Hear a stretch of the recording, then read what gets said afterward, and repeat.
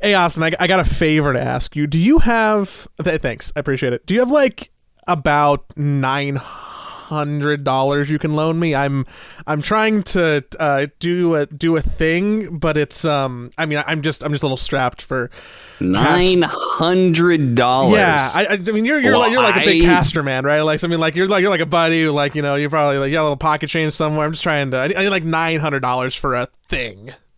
I know for a fact you cannot be talking about attending the International, because $900, you're going to need way more money than that, because that's just the fucking ticket. And then you got to, board, you're taking time off work for... What, 1 week, 2 weeks, 3 weeks? How long are you gonna be there? It's a weekend. It's like a day. I got like PTO. It's fine, but like, and then I'll sleep like outside of the arena, or like I don't know. You're not gonna eat. Yeah, I'll ask Mickey. You'll eat the scraps off of other people's food. Yeah, like the team will get food, so I'll just like borrow some of that. Like Boxy doesn't eat like meat anyways, and they always fuck that up, so that's fine. And like I'll ask Mickey to share a bed or something. Like we're probably cuddly. Like I don't know. Like what's the? I just need about $900 because unfortunately. Yes, go on. Because I don't know if the teams are actually even getting tickets right now, which is very frustrating. PGL. Yeah, I mean, I don't even know if we're going, so, who knows? Maybe all the talent are going to Norway again, like... That can't be true. I don't even know if I'm invited in the first place. It's post-TI qualifier madness, where it's like, all right, when's the information about TI gonna be out? And we're all just kind of like sitting there waiting as the tickets go on sale, and don't immediately get sold out because they're so... They're still expensive. They're still not sold out. They're still not sold out. I mean, maybe it's accurately priced if it only gets sold out at the very end, right? Like if you perfectly accurately price something, it would mean you sold almost near capacity or at capacity pretty much right before the event starts. Yeah, because a business doesn't matter when they sell the tickets, as long as it's before the event. Like, I know that there's a lot of conversation about, like, well, they always sell out instantly, so, I mean, it's not cool that they're not selling out instantly, which is, like, a weird emotional argument, because, like... Yeah, we're used to that. Like, Taylor Swift tickets, they sell out instantly. Old TIs, they sell out instantly. F1 tickets, they sell out instantly, right? That means that they could be more expensive, but they're just being chosen to be listed at a price that is more equitable for people. So my complaint about TI right now, and I'm actually, spoiler, I bought 2 tickets, which was at $1,700 and something dollars, which I put on the company card because I think we need them to maybe work. So like, I have a way to go to TI regardless of what happens, right? Yeah. But buying them was fucking painful. But I think that it sucks. And like, essentially you have to be like an upper middle class person to go to TI, or it's really painful. Yeah. I think that's just not cool. I just don't get why it is that way. Right, because a de facto like Reddit argument, Valve's a greedy corporation, but I think there's no way that like the amount of revenue they get off of the TI tickets means anything to them, unless it's like motivation to keep doing TI. But like I just don't really, I just can't really see that. I feel like maybe it's because of the new arena combined with inflation. Like maybe the new arena causes tickets to be more expensive, right? Because it obviously will cost more after it's been renovated to rent that place out. I would assume so anyway. Yep. So it probably costs more to rent that place out. So they probably just plugged and played whatever formula they had for the tickets from previous years. That's what I would assume, because I don't think I just can't see Valve trying to make ticket sales a profit-making venture just because I feel like there are plenty of other avenues for them to make money here, and I just don't see this being one of them that they care that much about. They will make more money. Yeah, they will. We can only speculate. Like, maybe tickets are more expensive because of like inflation, because of the new Key Arena, which is Climate Pledge Arena, which is really funny. It's like Amazon Arena. And then maybe some of that money is going to like either PGL for the production side, or maybe some of the money is being used to just justify like a break-even point. Because I am willing to bet that almost all previous TI ticket sales have run at a loss as like a business strategy, potentially. Sure. Or like maybe it's a small loss, maybe it's a really small profit margin, but like I'm gonna guess that there is actually a profit margin here, even if it's like $500,000 to $1 million or more dollars. That is useful to make the broadcast better, theoretically. Yeah. I still just feel like that's like $1 million. That's like chump change to Valve. Yeah, that's how many copies of Vampire Survivors they sold in the last hour, right? Yeah, like, so I feel like then that's like it's not about the money, it's politically motivated, right? That like this is real deep conspiracy, because I have zero information about this. I don't even know if I'm working TI. I don't talk to anybody at Valve. But like, if there's like some politics going on about like whether or not they want to keep doing TI or keep supporting Dota or whatever, right? You do want to, like, I recently had a very interesting conversation with, I'm going to try and keep this vague, with somebody in esports, and they were doing a project, and that project was like potentially at a loss the first time they did it, but they thought they could do it at a profit the second time they did it, right? And so they're doing it a second time as a result. And they want to be able to show that trajectory upwards, right? It's going up, so we can keep doing this thing. So let's do it a third time and a fourth time, right? So I don't know. Maybe there, those sort of graphs can help sway internal like meetings and arguments about whether or not you keep doing or supporting whatever projects you're working on. So I don't know. It just, for me, just like, I don't know why they're so fucking expensive, but they are crazy expensive, and I'm just kind of like, it just doesn't make sense to me. There has to be more than a reason than just Valve wants to make money, because I don't think that's it. Unless it's politically motivated. Hypothetical question for you. And the answer for this is probably different for everybody. What is a price point that you wouldn't balk at? Because, like... balk, do you mean like oh my word? Or are you talking about like, I'm literally not going to go?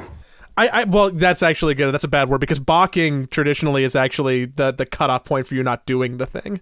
Yeah. So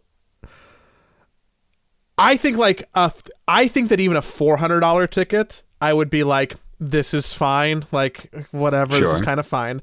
I think a $600 ticket, I would go, oh man, that hurts and it's expensive, but I would probably still be able to justify it. I think as soon as we start creeping up towards even $700, that's the price point where for me it's like, this is painful. So to have the prices plus the fees be close to $900, which is almost like, $300 more than I want to be spending, it almost makes no sense how ludicrously expensive they are to me.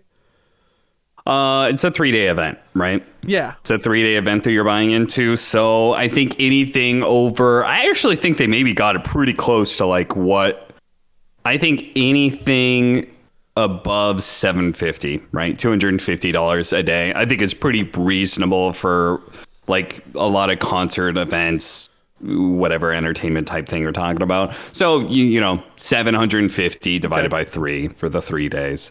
There is value that you're getting back on some things like Crimson Witnesses, but I feel like that's an argument people bring up, and you really shouldn't include that in like the cost, because first of all, it's totally random. Like, I literally have only gotten one. Every person is guaranteed one now per ticket.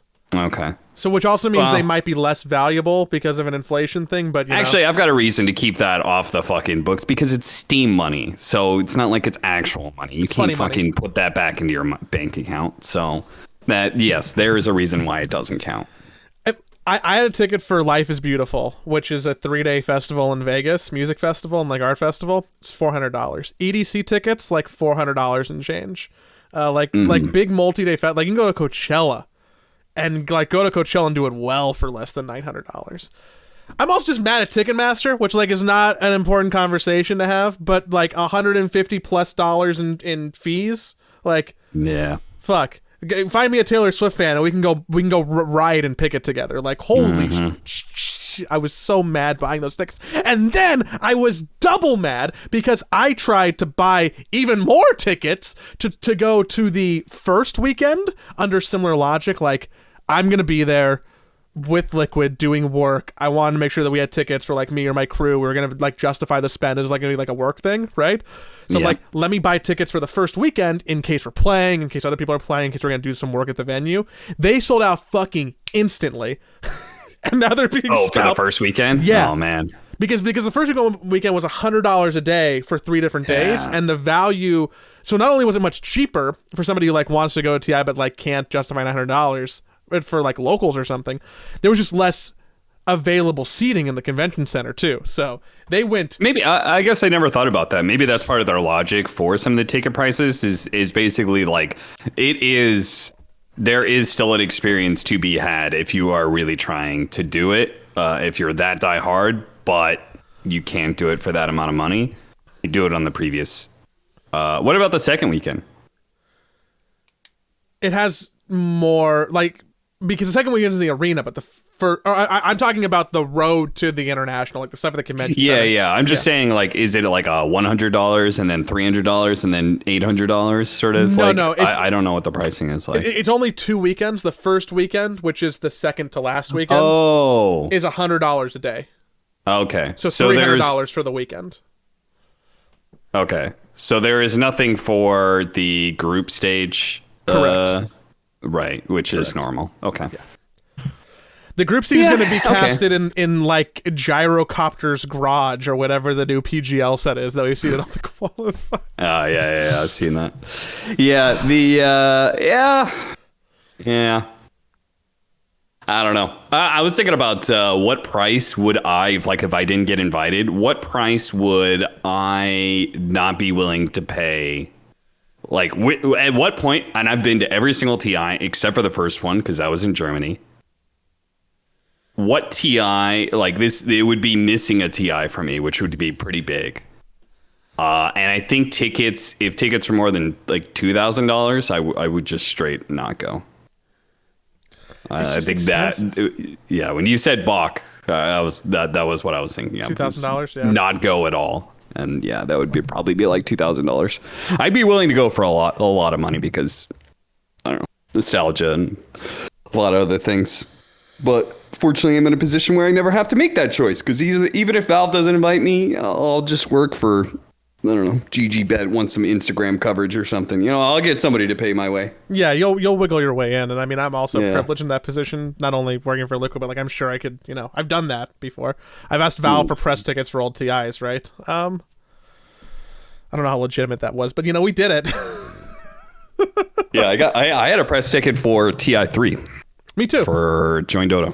We were on the same list. Mine was for, I forget, Reddit, maybe? I don't know. Probably. No. Oh, man. I cannot get you that money, by the way, because I did not get a chance. I had an opportunity this week, every single week at 9 p.m. I would go to a website, juryportal.la court, to go see if I was selected for jury duty. And I actually really wanted to do it. You wanted to do it? Yeah, because first of all, I have nothing going on. So, why not? It would be an interesting experience. Is this a new development? Like is maturely aged fine wine Cap more interested in jury duty, but like 19-year-old Cap would rather walk on glass? Yeah, probably. Okay. Probably. I literally thought about it, and I was like, that'd be an interesting story to tell on the podcast if I did jury duty. I was like, that was literally part of it, right?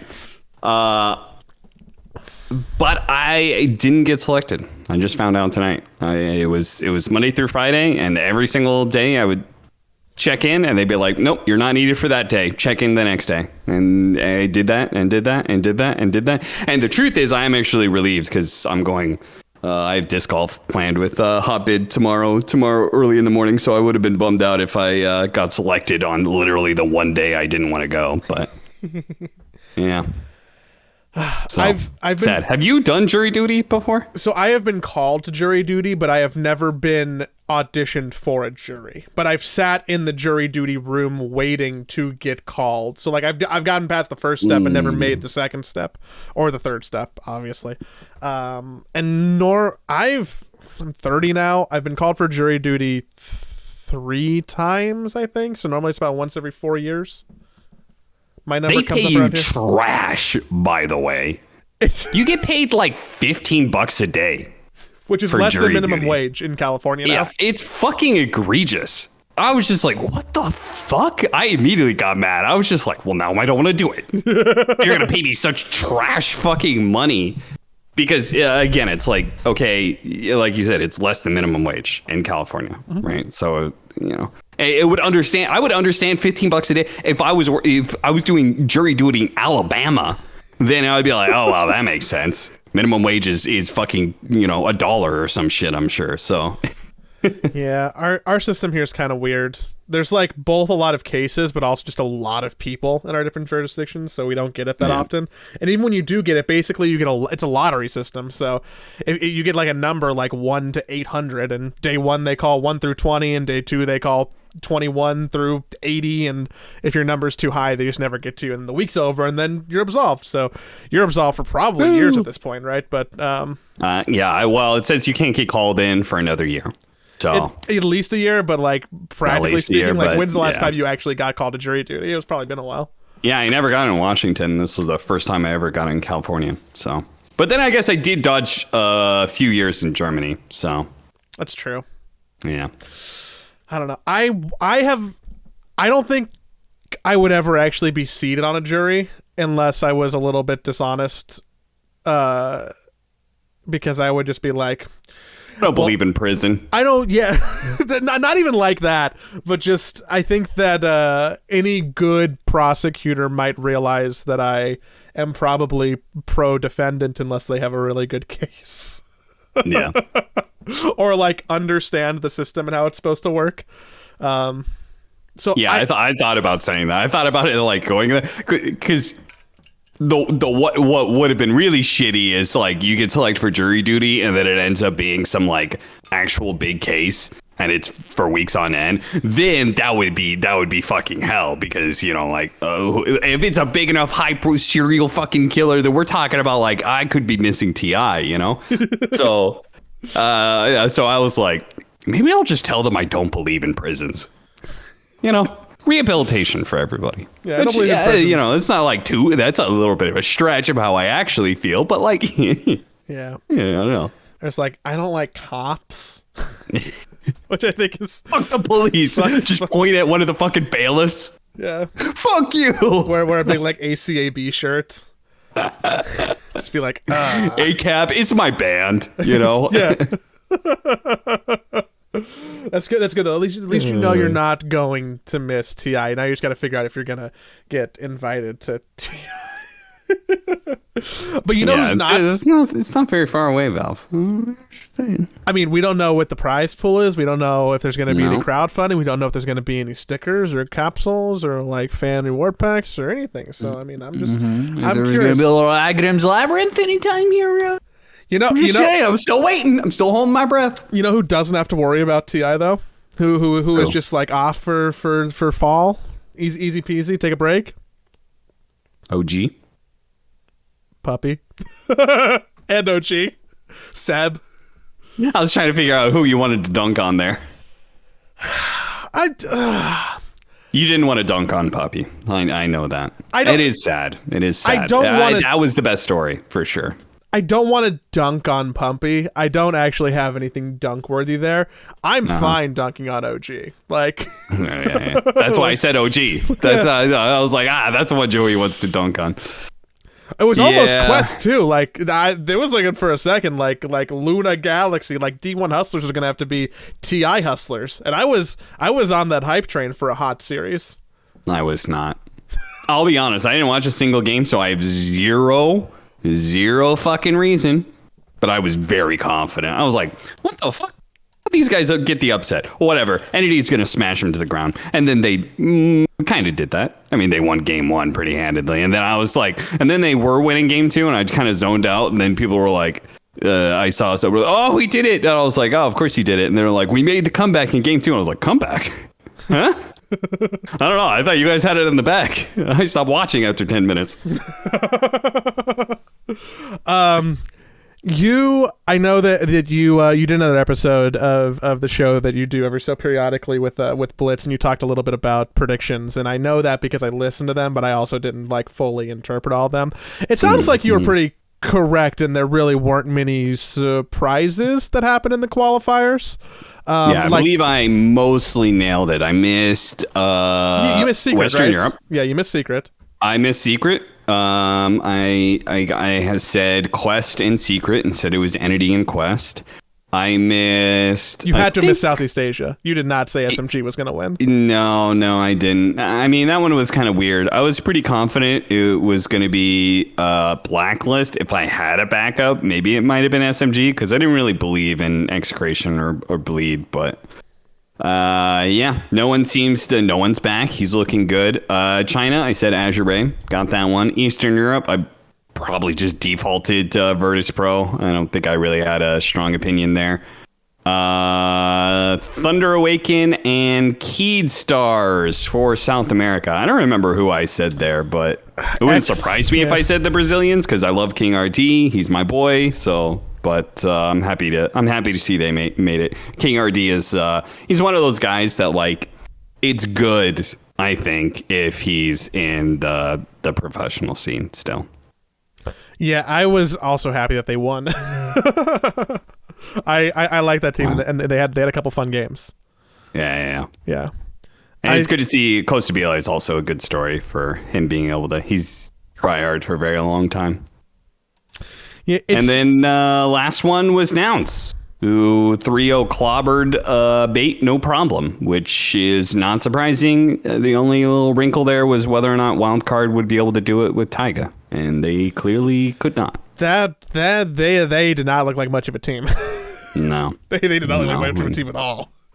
When they 2-1'd American Goons, I was like, I don't think you guys are well suited for this. Yeah, I mean, I will always be a Tommy fan, but that was a little bit rough. All the stories that came out of the qualifiers for me were the stories of the people who almost made it, because everybody who was winning handily. Like Nouns dropped a game, VP dropped a game. I don't think SMG lost more than a game. They 5-0'd Blacklist. 5-0'd Blacklist. Yep, it was fucking domination. Yeah, so SMG's a story, but basically everything else is the favorites one. It's more like, wow, Dendy almost made it, or wow, can you believe that out of Western Europe, OG and Nigma and Secret all failed? And I mean, to me, I kind of go, yeah, actually that kind of actually tracks with most of the year. That actually makes sense. Yeah, it does. If you had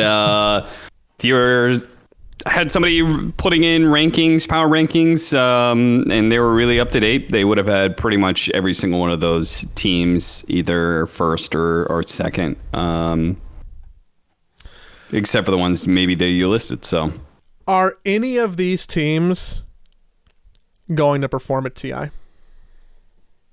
Well, Western European teams, I think you always have to expect them to do have the potential to do really well, though. I don't know. Entity did look pretty beastly with Gabby. I was surprised at how good Gabby looked. That was great. Nouns, not really expecting anything of them. Not expecting anything out of the South American teams, quite frankly. I think that is a region where it's like the top two teams stand way above the others. Maybe I'll be proven wrong, but That region has talent, but mean, until somebody proves it to me that like, you know, I keep on saying this, and I think it's mostly played out. It's like, you have to prove to me that there is more to that. I keep saying, you have to prove to me that Beast Coast is going to perform better than Evil Geniuses, right? And I think EG has done better at all of these lands internationally. This major, yeah. I feel like they've done. Maybe I'm missing something, but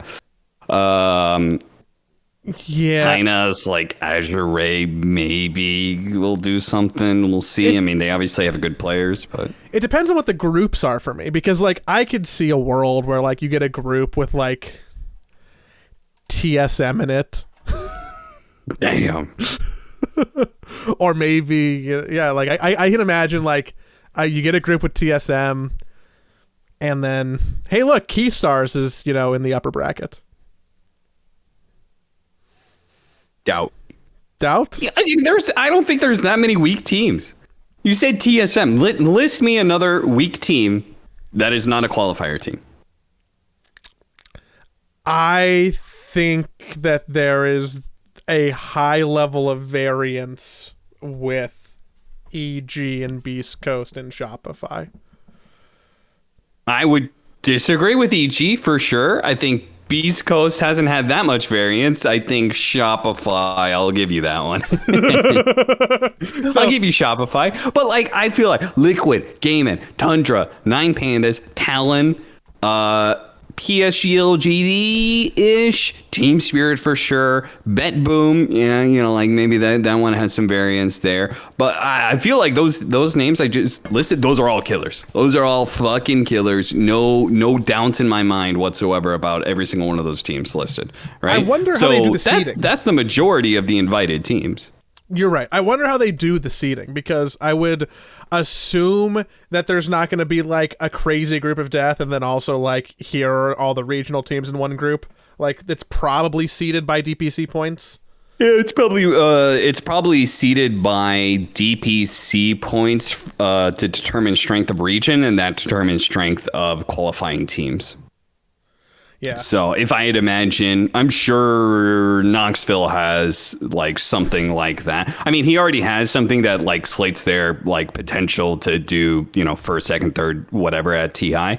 That can probably be broken down, or I guess that information has already been broken down about the strength of regions and therefore the strengths of the teams that are qualifying and stuff like that. So. Yeah, I would imagine Entity and like Quest get a nod probably over some of the others. Yeah, I don't know. Have they ever like revealed? Like they just come out with the groups, right? I feel like they've never done any sort of draw or roll or anything. They've never told us about the formula behind it. It could be totally RNG. It could be. I feel like it's not, because I don't think it has been, because generally you see some kind of with two groups it's easier to kind of like balance, right? But with what is it, 5 groups, 6 groups, some 4 groups, something like that. Like the drawing is like much more impactful, because if you get like, you know, the Nouns, Thunder Awaken, Azure Ray, Shopify group, then you're probably a little bit more chillin'. There's 4 groups. Yeah. There's 4 groups of 5 teams. 4 groups. So presumably, and random draw seems like it would just be way too chaotic, because then you could end up with like fucking a Liquid Gaming Spirit group. So presumably, I wonder how you break this down. But let's say number 1 seed combined with number 8 combined and number 9, maybe. I don't know how you, or do you do 1 and 12 and then 8? I'm trying to think of like how because obviously if it was just 8 teams, 4 different groups, you would take first and 8th, right? And you would pair them together, and you would take 2nd and 7th, blah blah blah. But with 3, it makes it kind of weird. So yeah, I would wonder how they would do that. Yeah, I think 1 and 8 and 9 would be the way to break that down, and then, you know, 2 and 7 and 10. That's I don't think that that's is like how you would break brackets it down. work, Because right? yeah, 1 and 8, but then if you put 9 in there, like if you kept that going, then 9 should be slotted with 16, right? At that point in time. But there is no 16 to pair it up, because then you get into the qualifier teams. So those don't really count, right? Somebody So is I going think it's mad. like 1, 8, and like 11 or something. There is somebody listening to this right now who is going absolutely mental, because either Yeah, they Knoxville's know, probably fucking slamming his head into desk or right like, now. you're so stupid. I wish I knew what it was. We might be, once the groups are revealed, we might be able to like reverse engineer it, or they might be random because we don't know. Yeah. Either way, you could expect Team Liquid, Gaming Gladiators, Tundra, and 9 Pandas to all be the heads of the 4 different groups, because those are the top DPC points, and there's probably no fairer way to really establish strength than that. So, which means Team Spirit, who won Riyadh, who are listed at number 10. BetBoom is 12. Like, they are not. They're a very scary team to be listed as number 12. Yeah. And it's weird because you can't be like, well, they won the latest major. Yeah, but the latest major was already weighted in points in the first place. So, like, technically you doing better there is already accounted in the formula. So, yeah, the group of death will be whoever gets Team Spirit. Because Team Spirit is so much lower than their recent accomplishments, because Riyadh probably won't count for shit. Yeah. And then that team could get stuck with, like, SMG entity. Talon. Yeah. We'll see. It'll be fun. I don't think I saw the Reddit post of like they should do a live draw show, which I agree would be a lot of fun, but like that should happen. They'll never do it. Yeah, they'll never do it. That sounds like work for somebody. But it's funny because we're saying they'll never do it, but it looks like from an outside perspective that Valve has been doing some work on the game. There's been like 2 or 3 blog posts in the last 2 weeks that we haven't talked to each other, which is by frequency probably the most there's ever been. Yep. Yeah. Okay, we'll start with the 10-year update. How'd you feel about the items? How'd you feel about the chest? I was disappointed, but I don't care about cosmetics, and therefore I know I'm in the minority there. I think my opinion makes me sound. My opinion. I feel like we did talk about this. I don't think we did. My opinion makes me feel really privileged because I'm like, okay, this is stupid. Like I wanted more. Wham, wham, wham. Give me more. Like I think that there was expectations that I might have had that were completely misplaced. So when I found out that it was only a chest with 13-ish items, some of which are expiring, I was like, what did this get delayed for? What did we push out 2 months for to just fucking change the particles and the color of the Ursa set? The delay is definitely the most questionable thing because what Valve employees worked on that chest? I feel like they contract most of those things out. So, and you already had a design in mind, basically, right? You took a previous item and had an artist do a modern getup, which I have to imagine speeds up the process in some regard. Now, there was some really cool ones. I love the Earth Shaker, the redo on that one. I love the animation. It's really cool with the Arcana too. It's really cool with the Arcana. Yeah. The whole thing, like the idea, I think is really cool. Like there is an item that is somewhat relevant for every year with a little bit of lore of what happened, and like it pokes fun at itself, like it's referential to a bunch of Dota stuff. Like the idea is cool, and I will stand by that. But what I think is fucked up is like the expectations that at least I and probably a lot more people had of what was going to happen, because it's hard to match those expectations with just have some free cool items. Yeah. Yeah, it's hard to argue with free stuff. right? So it's always going to feel kind of shitty arguing against that. But yes, I did expect more, mostly because there was a fucking delay. So it was like, well, delay for something, and then that was the thing. It was still the chest, but it's got me playing. So like, I mean, I actually haven't looked at the numbers. I should pull them up. But like, they went up. They checked. I've played 15 games ish in the last week, which is more than I've played in a minute. I have some feedback. I have some learnings about the state of the meta. Gyrocopter's really good. Okay. Yeah, he's all right. I'm not having a problem with Gyrocopter. Not having a problem with him. You're not having a problem with the Witch Doctor? I think that I've had more friendly or banned witch doctors than enemy witch doctors, so it has been hard for me to tell in my sample size. And also, I was not playing the patch before he got nerfed a little bit. I was playing like post that. I don't know if that helps at all. Even still, that hero is broken on that damage. You don't have to talk to me about the competitive level. Okay, but it's not first ban. I don't care. Heroes can be broken, and them not necessarily being broken in professional play. That hero's numbers are insane. They are insane, and they need to be nerfed again, because I can just, like, I literally played one game today, and it was some weird game where, like, there was an enemy griefer on the other side, but, like, my team was also griefing. It ends up going on way too long, like 45 minutes. I never had a doubt at some point in time that we were going to win the game, because I was playing Witch Doctor, and I knew that I could basically 1v5 the enemy team if given the right opportunity. And I basically did that. And it's not even like it's like, oh my god, it was a chronosphere, and then he sat there and channeled his ultimate for 6 fucking seconds straight. No, I got it off for 2 seconds, and the enemy Phantom Lancer fucking poof, disappeared, because it's doing 800 pure damage a second and hitting everything. I don't have to get it off for very long. I get it off for 2 seconds. That's 1600 pure damage to everything in the fight.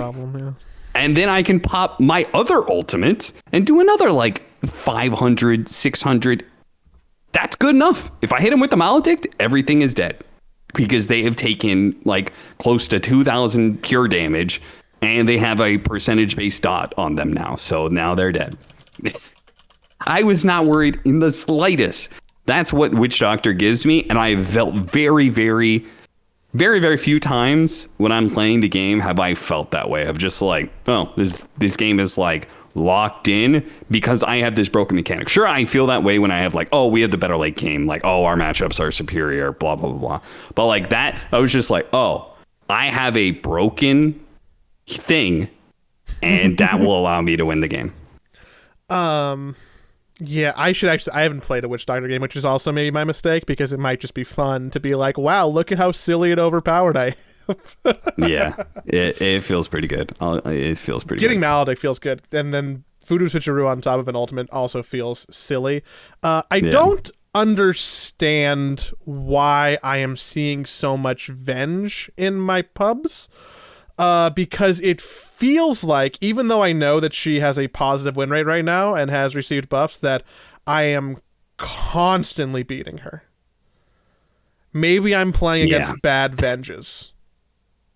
I mean, it's like that is a hero that competitively actually is more viable.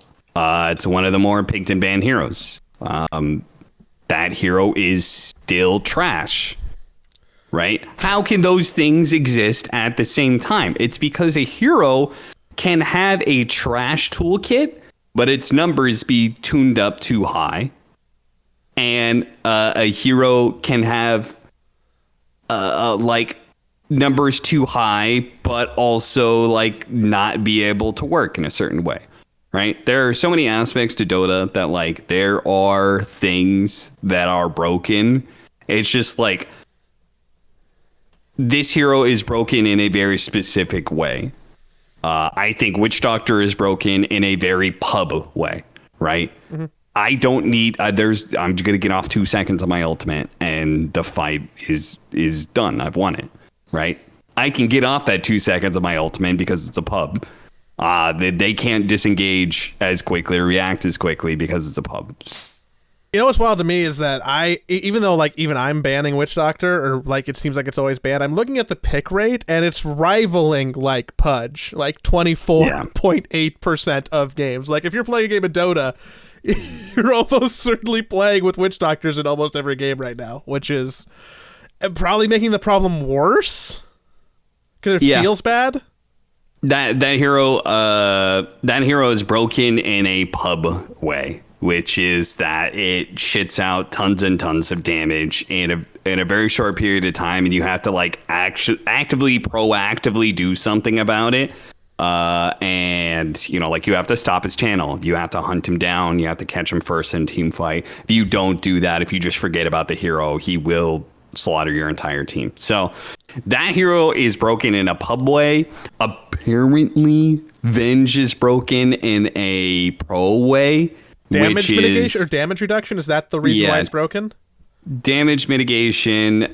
I mean, that hero is still trash. That I will die on this fucking hill. That hero is trash. Now, they gave her a massive buff, and her numbers are maybe higher than they should be. This like total damage reduction thing is like it's kind of a unique mechanic, and it's super easy to use, and right, it fits in a professional play, right? It's on like, wave of tear. You just fucking wave a tear, boom, like a big impact already. But that hero is still a trash can in terms of its toolkit. So the numbers may be too high, right? Magic Missile is a trash ability. But if Magic Missile did 500 damage, then you'd be first pick, first ban, and it would be picked in pubs and all that sort of thing, right? Mm-hmm. It's like it's possible for your toolkit to be trash, but your numbers to be broken.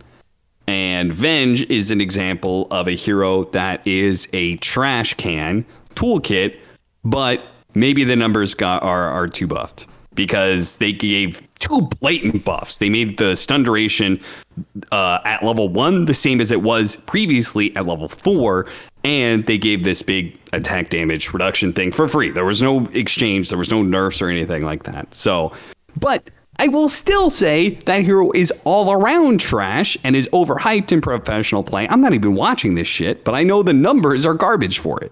I know its win rate sucks. Mm-hmm. So I still feel validated in saying that hero is trash in both regards. What's your opinion on Invoker? Do you like the Invoker changes? I mean, my first experience with Invoker was crazy overtuned with Ghost Walk. He literally was just, I don't know, somebody needs to pay attention to some. I don't know what the fuck happened with they were just like, yeah, Ghost Walk gives you regen and just made it so it's faster than being in the fountain. Like, what the fuck? Like, Fogged had this idea when it first came out. He was like, these numbers are broken.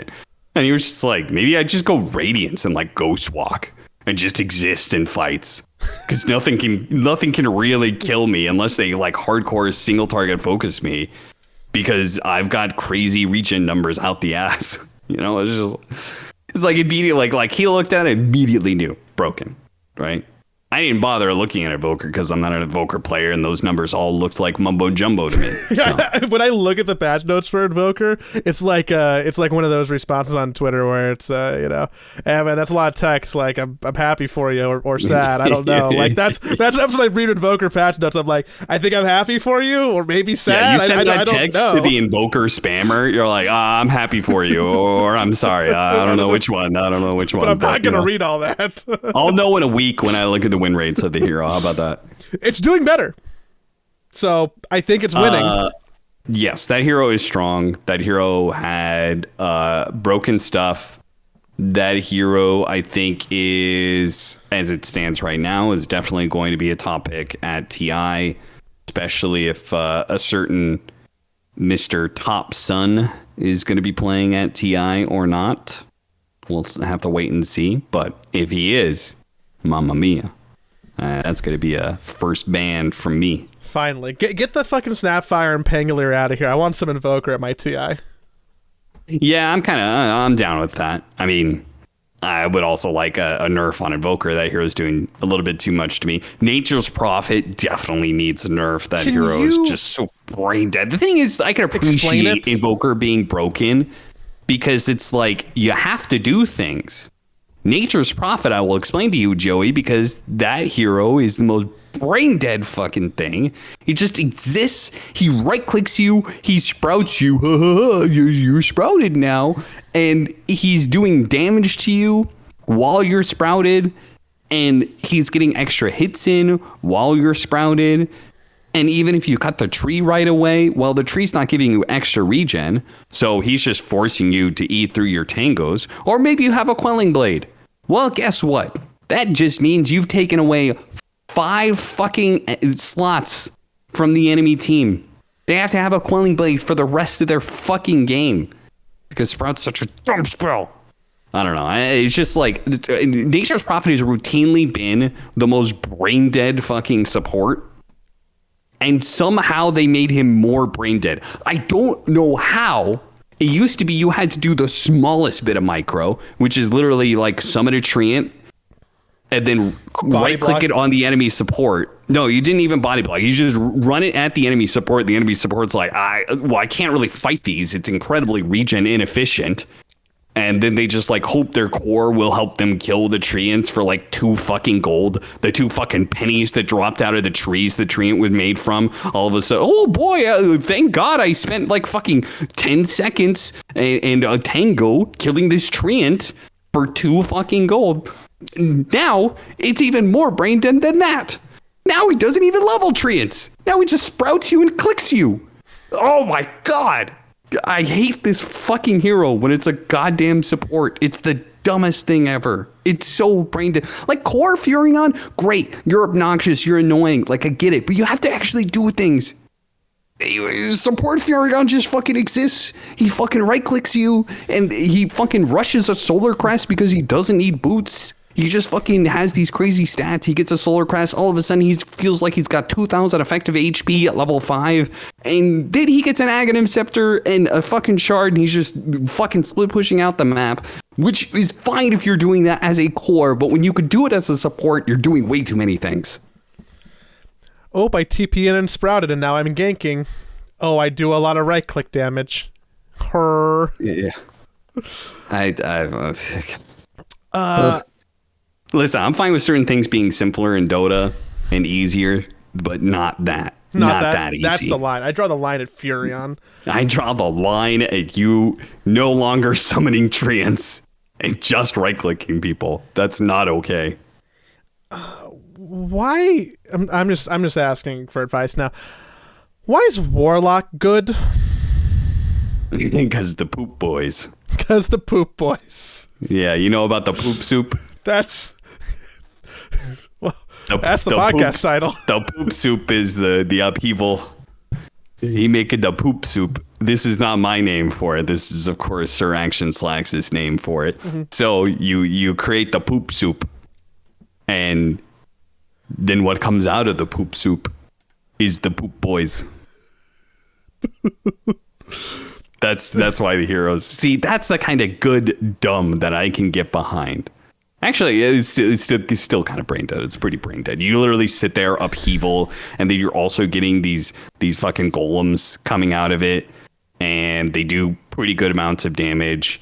It's just one of those things where they gave a hero like too much, right? It's like, yes, you have to evolve heroes because there's a scaling of power that has happened throughout a decade of Dota. Heroes just do far more.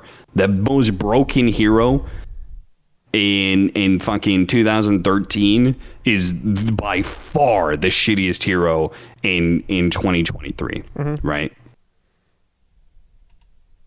You do have to evolve. But when you just give heroes stuff for free, usually you end up breaking them because, well, you did a pretty good job of balancing the game before.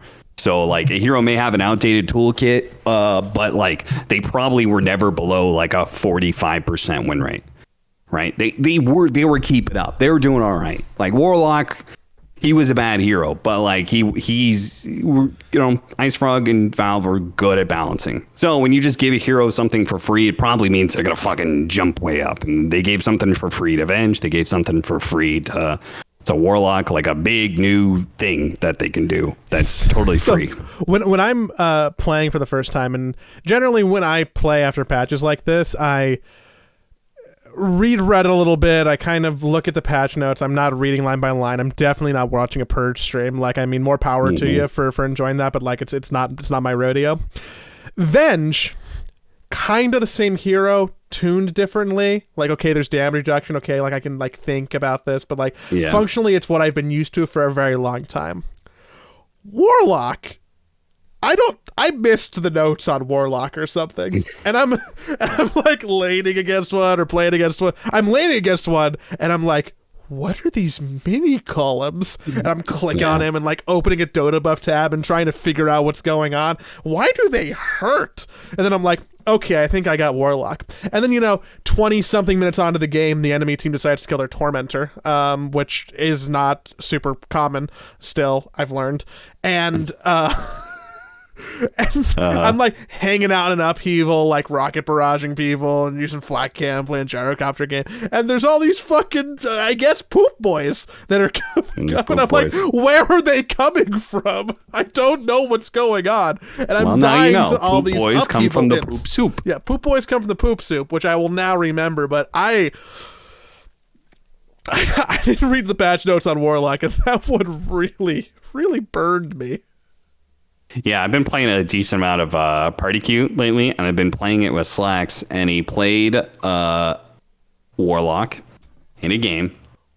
And I played with a lot of his Warlock, but one of the first times I played with him playing Warlock, he didn't join Discord. The four of us were in Discord, all without him, and he would just use his mic in-game pretty much every single minute to 2 minutes. Not every single upheaval, but like, let's say every other upheaval.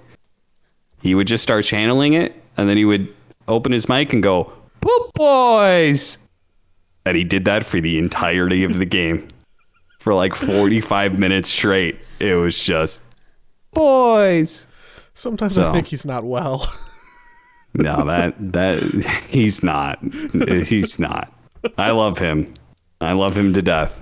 He's one of my closest friends. But that boy ain't right. That boy ain't right. Do you know what the second highest win rate hero is right now? No, hit me. It's Chaos Knight. Just gonna.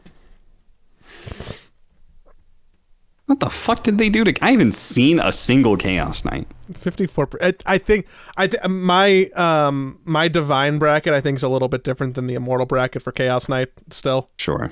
But there's probably a difference there that you're actually noticing. Huh. 54. I think I literally have not played against a single one. 54%. It's pretty good. It's pretty good. Did you play it? I have. Did it feel good to you? I have. What was good about it? The buff there's like the level 10 talent is like 35% increase lifesteal on your crit passive, and dying is just hard to do because you can man fight somebody and you get a crit and it's 100% lifesteal basically. So your trading is incredibly good. And I also think that there's a lot of heroes right now that hate to be reality rifted.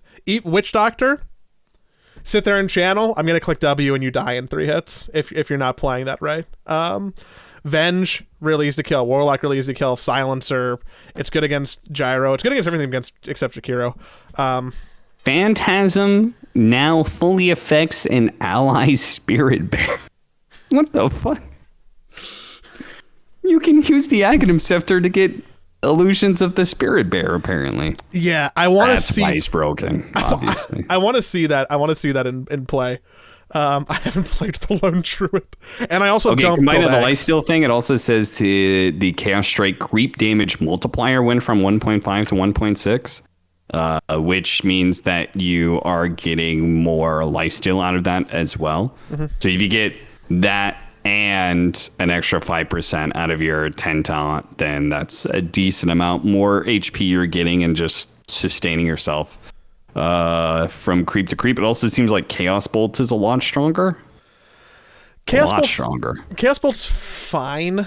I still think that depending on your matchup and like the illusion clear damage, there was a long time where Phantasm was still just too squishy. All the illusions were too squishy after they nerfed illusions like a year and a half ago or something. But the minus 100% Phantasm illusion incoming damage actually makes your illusions strong. So when you Phantasm, they don't just die instantly to anybody who has any type of wave clear. You have to have like strong wave clear, right? So I think that talent is pretty draft dependent, but getting it feels really good. Everything just feels really good. Okay. Interesting. Yeah. Well, considering the fact that I haven't really seen it I don't know if it's being played in competitive. I haven't seen a game with it, and I have not played a game of Dota 2 with it. So it's possible it goes unnoticed in the post-TI qualifier patch, which would probably mean it's going to be a big hero for TI. But it's potential. We'll see. I'll sit down with Zai and be like, dude, I got you. And he'll be like, get the fuck out of the room, Joey. Joey, why the fuck would we be doing offlane Chaos Knight, you idiot? Because it actually kind of works. That's the analysis of the situation. Look, so if Amar's not doing offlane Chaos Knight, Zai's not doing offlane Chaos Knight. Boo. Bad. It is most played right now in the offlane. 66% of games are in the offlane. People still getting Aghanim Scepter and like that when there was that weird period where Chaos Knight was an offlaner not so long ago, the last time he was popular, and people were getting Aghanim Scepter on it. It's a somewhat successful late game item. I really think it depends on what allies you have. Being able to like dispel them is good, but you have to actually take advantage of that. The shard is way better. Tossing a Chaos Bolt onto like a support, and then sometimes your illusion will just kill the support with crits underneath the thing. Being able to just stun a support and then move on to something else with Reality Rift is super powerful. That is annoying. We talked about the chest. We gotta keep moving on here. We had a second patch. 2 patches that came out. 2. Not a changelog patch, but very important, a cosmetic patch. Not only was there a treasure, but there is also an update to the cosmetic page for each hero, and which is very cool. See Quap's boobs. Not really. Yeah, but that's what's important on Reddit. So I mean, I'm being a little snarky, but it legitimately does look very good. I think the Armory cosmetic page has been pretty bad. It's I unusable. never really like. Yeah, it was really bad. I found so many fucking. I have probably close to like, if I take away the Dire Tide treasures, which you need keys for, I probably have like 40 to 50. Actually, I think more, because I have 2 different chests that have like 15 to 20 of just that. I have like 50 to 60, maybe even more chests that I've never opened that are totally free. I don't need a key for. I have a ton of TI chests for like the last 4 or 5 years. Yeah. Like a ton of them. The real point of the update is that there's an attempt to iterate on the behavior system. And that was the biggest one, yeah. This is like the meat and potatoes of probably like aside from balance wise, like the biggest part of the summer, or maybe even the season, is that there is a glimmer of hope. And I know it's something that you feel very passionate about. There is a glimmer of hope that pubs could potentially get better if behavior score actually works. Yeah, they took away. If I've ever delivered feedback, I'm trying to think about the things I've ever said. The limited number of reports. I always thought that was dumb. Because frankly, if I get 4 griefers in a row, and I can't report all 4 of them, I don't want to play Dota anymore. That's just annoying, right? Better feedback for when you get a successful report, super important, because we talked about this like 2 years ago. I was saying I'm not getting any successful reports, and it makes me hate solo queue, right? I can take somebody griefing my game. What I can't take is knowing that they're just going to go on and do that again, right? And if I will tank 20 fucking griefed games a day if I can get those guys banned. It's just like, if every single time I showed up and I was just like some sort of weird fucking like lightning rod for griefers, I would accept that role happily for the Dota community if I just knew every single one of them would get banned afterwards, you know. But never fucking happened. Never happened. Something about the Overwatch system, I'm convinced something about the Overwatch system made the matchmaking system less effective, the behavior system less effective. What else did I say? The 10,000 behavior score is fucking stupid. It makes no goddamn sense. It doesn't work, and you don't know how it works. It doesn't work. It's like, I literally only see people with 10,000 behavior score unless they abandon games. That's the only time. Or you are a literal fucking demon incarnate inside of the game, and you're just throwing out fucking racism and griefing and throwing yourself down mid all the time. Like, you had to be some sort of insane person to have a behavior score below 8,000. And I know there's a couple of people listening to this podcast who are like, well, but I had 6,000. Yeah, you're a fucking asshole. You are a terrible person. Be terrible. Nicer. Because I'm a mean person. I have been a very mean person in my pubs. Never had below, not in my worst fucking streaks of flaming, not in my fucking screaming at people, never below 9,000 behavior score. Ever. So like the 10,000 behavior score was dumb. So this change, maybe it's good. The 10,000 or 12,000, that feels kind of weird, but whatever. Okay, we had a pre-established system. We're expanding on it, and it's blocking people off now. So like, if you start to lose points, you're like losing the ability to like voice chat or text chat or play ranked.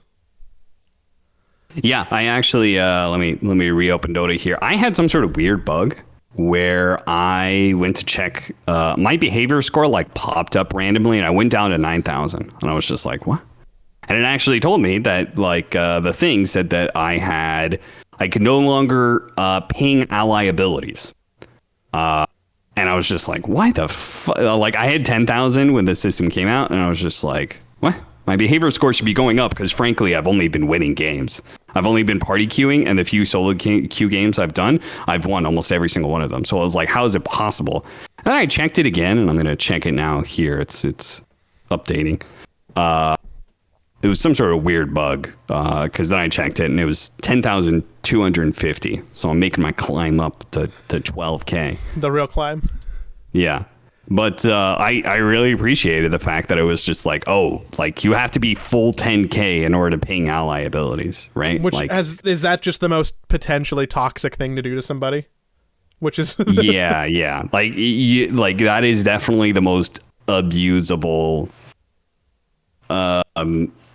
It's the easiest to tell the difference between a toxic player and a non-toxic player, right? If the non-toxic player pings your ability, then it probably means they're like, oh, we should fight around this, or like, you know, something, or, you know, use this ability next fight or something like that. But like, toxic people are always pinging people's abilities nonstop because you did something wrong, basically. Chaos bolts on cooldown. Like, yeah, okay. Yeah. Fuck off. Taking away your pausing, oh, that's fucking amazing. I love that. Taking away your access to ranked, I think that was maybe always a thing, but now we actually know the number at which you have to be, which again is 3,000. I am, let me just say, I think the like a lot of those suggestions that I had are like a lot of the feedback that I had, they did correct that, but none of this fucking means jack diddly fucking squat if the behavior score system doesn't actually reflect people's behavior. So, you know, they did say this is a thing that, you know, it's going to get better over time. I am cautiously optimistic about this, but I am cautiously optimistic about this because who cares if people lose their access to ranked if everybody is below 8,000 behavior score, right? Literally all of these things are, except for the ping ability and coaching, everything else is below 8,000. At 10,000, it's ping ally abilities and coaching, which coaching is whatever. I don't really care about that, but ping ally abilities, right? If everybody's above 8,000, then nobody's going to get inflicted by this other stuff. Right? That was a big problem with the previous system. It might go down quicker because of the increased reports. Like the way that the math is being done, I'm assuming has changed somewhat. So I am also cautiously optimistic about that. I think that it's good. Not being able to report enemies. That was the dumbest thing I've ever heard of in my life. Why can't I report an enemy griefer? I want Dota 2 matchmaking to be better. Like, why can I not report people for griefing? Sorry, that one struck me. I remember that was the dumbest one that I always felt strongly about. I also like that there's more options for things to report people for, and like different things the system's doing. Like it's toxic chat, toxic voice, smurfing, role abuse, cheating, griefing, because they are different crimes with different punishments in theory. If I'm to be super cynical about this, what happens if like top level pubs just have so much prolific griefing and the system works as intended that the pool of people who actually play Dota pleasantly gets to a problematically small size? Yeah, that is problematic. There was one thing in the system, which was the liking player and disliking player, and like, I want to play with this person. Well, in Immortal queue, that doesn't, I assume that doesn't do anything, because if you get high enough in the Immortal queue, you do the captain's draft picking players thing. So you're already having a very small player base. And then to like keep people out of pools, I feel like is not. I feel like that is probably not a thing, but it's definitely not a thing. You can't prevent them from being on your team, right? There's no way to stop that. So like that doesn't apply. But also US East, like North America, basically smaller outside of Western Europe and maybe Southeast Asia, which has an influx of Chinese players now. Like the other servers. Immortal tier matchmaking, I have to imagine, cannot account for you disliking and not want to play with players. Because the player pool is already small and limited. So while I did look at those things and we're like, oh, that's nice, I am assuming it's not going to affect my player pool. I think it's going to be way nicer for me than it's going to be for you. Yeah, probably. I think it's gonna. I could be in Dota Utopia in 2 months, where like my games are noticeably less shitty. Yeah. What else was there? There was you can get muted in the middle of a game. It's supposed to be able to you can live report people for communication, and apparently there is some sort of so it means they've got AI involved, right? Like that's. Yeah, I know that probably someone's pet AI project. Yeah, I remember reading this somewhere. Like Valve really wants to like AI matchmaking, basically, especially the behavior system. Like I remember reading it. I don't know if that's total bullshit, but I can imagine that would be a Valve thing to do, because they're not going to hire people to do like the Overwatch cases, right? They're not going to hire like fucking minimum wage people to like go through complaints and these sort of things, right? It does seem like a very Valve thing to like try and automate a system as much as possible, including the behavior, bans and stuff like that. So yeah, I don't know. We'll see. I've yet to see somebody get muted mid game, though. I don't know if, everybody's walking on eggshells right now. I feel like there's a lot less flaming and stuff like that, which is nice. Also good, right? Like that's good. Yes, yeah. It means people don't know what the system is and they're afraid of it, which was always my biggest problem with the previous system. Is nobody gave a shit because nobody was afraid of the previous system. Nobody was afraid of being banned. But now it does seem like people are a little bit cautious about it. But in 3 months' time, actually not even 3 months, I bet in 2 weeks' time, people will go back to their normal behavior. Yeah, I'm curious. Like, it's only a matter of time before we see. I mean, not to call like Quinn out, but somebody like him. What do you think?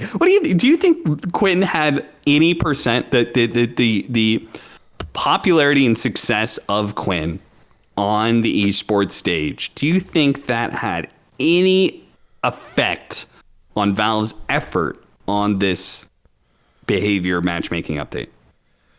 No. It'd be really funny if it did, though. It would be. It would be really funny if it did. I don't think it did. Because, dude, like, it's only a matter of time before, like, top pro player gets live muted, or, like, you can't play with this person, or someone else needs a Smurf account, or, I'm curious if it'll help resolve any of those, I guess, celebrity bad boy cases. Yeah. The thing is, I know Quinn loves this update, which is so funny to me because, and I told him this, there is a Twitch emote. It's called the Quinn, and the image that pops up is Quinn all chatting Go Throne, right? That's the image that pops up in Twitch. I was watching a pub game. Quinn was playing. They were losing a little bit, and then they lost a fight, and I was like, uh-oh, somebody get out the Quinn emote. Somebody drop the Quinn emote, because Go Throne. It's coming. Sure as shit. I'm saying that, and he literally all chats Go Throne. It was so fucking predictable. It's insane. Anyway, I don't know. Yeah, we'll see. I mean, I know Quinn's happy with this. I know he hates the matchmaking system, even though he's part of the problem. I don't know. There's some weird fucking thing going on there, but like, he's part of the problem, but he hates the system. So, every fucking Dota player who's the problem thinks that they're only the problem because the system sucks. They only act that way because other people act that way. Yeah. I'm just living in a society, Yeah. Mm-hmm. Yeah. I haven't played since the update, but I fully look forward to reporting people. But you know what? Also, the 15 or so games that I played in the last week, 14 of them have been good. So, even before the update. So, who am I to complain as much as you or other people? All I got out of this update, I knew it was, at least in theory, successful and good and all the things. Even like my own biases and the things I would want to see, right? The thing that most just locked it in for me that this was a good move was that Slacks got onto Discord and he just comes on there and he's, oh no, bros, it's all over. It's all over, bro. Yeah, I mean, him too. Slacks is one of the most toxic fucking people I've ever met in the pub. He's so toxic, and I'm his friend, and we're on a team together, and we're playing Dota together, and he's so toxic. So the fact that he was like, oh no, this update, I need to start being nice. I need to like change my behavior, was like, yes. Thank you. That is good job, Valve. You did something. That is a direct fucking response. He's going to get a bunch of meme reports too. Like he's going to, I wonder how good the system will be at determining the disingenuous ones. I don't know. I was kind of curious. I'll own up to this. I did do a test report on Avery. I did report him. And did his score go down? It got back to me. I'll pull it up right now because we played for like 6 hours in Party Q stack. And and I was like, oh guys, I got my first successful report, like action taken thing. Like, do you guys know who was playing Brewmaster at 5:15 p.m. this afternoon? And somebody was like, well, Avery played Brewmaster. I was like, you're right. Avery, it said I got a success. So yeah, I got a successful report on him. Did it do anything? It said action taken. I presume it just means it tanked his behavior score a little bit. Yeah. He can't be a coach now. Yeah, so that is the big test, right? It's why Valve limited the report system before, because people would abuse it otherwise. It's why they have like these pro player accounts seem to be untouchable. I don't know if they're still untouchable. I kind of assume so, especially with the new system where you can throw around reports like crazy. Like when they change that, there is a reason they had it the way it was before, right? Mm-hmm. So it'll, again, this is all fine, well and good if it all works. We have to wait and see if it there's a actually works. two-tiered system here. There's one for the haves and the have-nots, and all these pro players have, and I have not. Well, in this system, the players are the have-nots because they're the ones who are going to get shit on. Yeah, maybe. Good. They're going to get reported like they used to back in the day where Sing Sing just couldn't play Dota because he was just getting meme reported all the time. Poor RTZ. Yeah. We've been going for a hot minute, and there's this to talk about. I'm gonna table some of it, but I think that the hottest news off the press that I want to share is that there may be a shakeup at ye olde evil geniuses. Out of all the different things we could talk about, I was like, which one is Joey going to talk about? Of course he's going to talk about the EG one. What are you no. I mean, yeah, why? What's going on? What's going on at EG? What's going on at EG?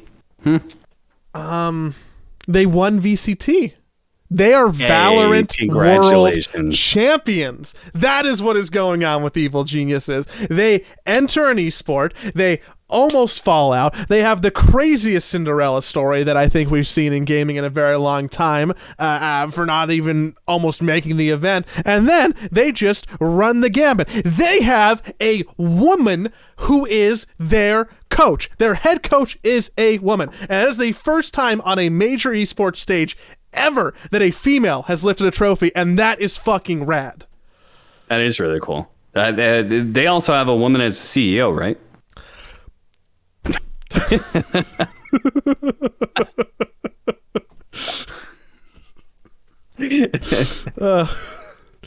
So go on, Joey. Go to the actual news you wanted to talk about. What are you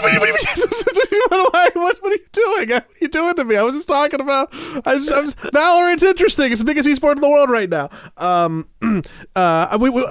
think this is relevant just a little bit because we did talk about the Danny situation before and like how he was being investigated by Riot, and they did just win VCT, but like their finances may not be great, and their CEO, who is also, to my knowledge, like I know she's not like the first like woman who has run an esports team, but I believe it's the first one who's run a major team, like a real brand who's in a franchise spot, right? Nicole has stepped down effective today as CEO of Evil Geniuses, which is big. She got rid of her Twitter about a month ago. She's been getting a lot of blowback specifically from the LCS community for the Danny stuff and the way that things have been going there. And it looks like there is a leadership shakeup at EG, which is really interesting at a point in time when, you know, again, they really, I'm not being disingenuous about the Valorant stuff. Like, it is really cool, their story. And they won Valorant Worlds. So it is both a very exciting and interesting and scary time knowing that there's going to be a leadership shakeup. But like, cool. Justice for Danny. Justice for Danny. I wonder if still on their payroll and has, because he's getting paid, very likely has never actually. He like dialed back his comments or whatever, and now he says he's totally fine with what happened and everything's all good. But obviously that was not a good situation. It is crazy that they won the Valorant Worlds and then their CEO steps down like back to back pretty much. But yeah, it's really cool for Potter, I believe is the coach's name. Yeah, cool. I don't Very think cool for her. I don't think any other team, including Team Liquid, would have made that choice to promote Potter to be the head coach for their Valorant system. And not only did it worked in spades, they fucking won. And that's like, it's genuinely cool for women, for representation, for stories, for esports, like closing a gender gap. Like, yeah, I think I remember I talked to her at some point in time. There was probably some DreamHack event, I think, that we were both working because she worked CSGO because she was a female CSGO player, right? And then she was talent for a bit, and I think I briefly talked to her at some point in time. Mm-hmm. She seemed cool. But dude, Valorant, crazy shit. Because did you hear that the team that won the Ascension, the team that was going to get promoted, the team that earned their way into the Valorant League, the Guard, isn't going to go to the Valorant League because my understanding, based on like the tweets from Riot and other people, is that like they did not release like the contract that was in escrow to be promoted from, you know, challengers to champions or the main league, and essentially like all the players left. The team has like basically folded, and there's just that's the action. The action that has been taken after this fuck up is that there will be no team promoted. They're not promoting the second place team. They're not allowing the 5 players to seek a new team. There is just going to be nobody who gets that spot. And for the players, holy fuck, they earned their way into the championship league, the region that has won the last 2 world titles. They won their way into as 5 players, and now they just don't have jobs or the achievement that they did, which is crazy. Yeah, Valve would never do that, and that's what makes Valve great, right? Just because they've always championed players first, and there's no way something like that I think would happen in the Dota 2 ecosystem. So. It was reading about that, and like, so what that org, from my understanding, is basically that org doesn't want to have a team. That's they didn't make some mistake, really. They just don't want to have a team anymore. Yeah, it's not like they went like, oh, we didn't get the email, sorry. It's like they chose not to continue. And like. Which is pretty fucking funny at the same time. God, but it's also like it is a continued conversation about the scary spot that esports is as an industry, because so who owns the Guard? It is like some of these same ownership groups who owns these teams that you may have heard of. Are you familiar with, and I know you're an American, so this might be like a little bit out of left field, or might be like an offsides reference, Arsenal Football Club? Maybe I've heard of them. Okay, hold on. Let me make this a little bit more America for you. The Los Angeles Rams. Oh, I know those guys. Let's go Rams. Yeah. Okay. So, and that's not all. Like, but this is a billionaire group of people who didn't want to continue funding their esports / League of Legends venture that they started only a couple of years ago, and they earned their way into what is probably the most prestigious esports and prestigious region to be in at current time of recording. And one of the most valuable spots you can get your hands on, right? Which you cannot buy. You have to earn your way in. Yeah. And they were like, I don't know, guys. It's going to be like a $10 million investment or something. Like, I think that we're out. They're billionaires. They own Arsenal, Austin. Yeah. They didn't want to throw the change to keep the Guard running? Yeah, something, it's just continuation of like, the fact that we have a bunch of money in esports that frankly like doesn't really know anything about esports, and they get into this thing thinking it's gonna blow the fuck up, and then when it doesn't, then they are losing millions of dollars. They're like, why the fuck am I in this? And then they just pull the plug on it.